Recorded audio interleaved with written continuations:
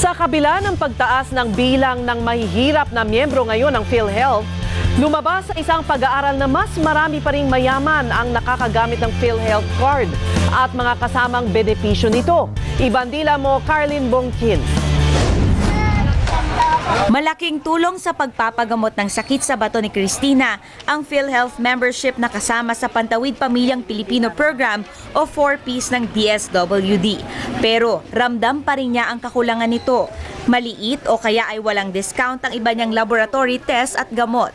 Katulad ko kasi maraming ginagawa sa akin, mga x-ray, laboratory, minsan kasama, 10% discount lang. Ayon sa PhilHealth, mas dumami na ang mahihirap na miyembro ng PhilHealth. Pwede na kasing gawing miyembro ang kanilang pamilya sa ilalim ng Conditional Cash Transfer Program ng DSWD. Dumami talaga ang miyembro kasi sabi ko nga, nabanggit ko nga na I think 3 years ago we were just registering so many millions. Nag-umpisa kami sa 5 million of the poor. Ngayon it's 14.7 million and for this year it's 15.3 million. Pero ayon sa Philippine College of Surgeons Foundation o PCSF, mas marami pa rin ang mayaman na nakakagamit ng serbisyo ng PhilHealth. 33% lang ng poorest family ang nakagamit ng PhilHealth noong 2013.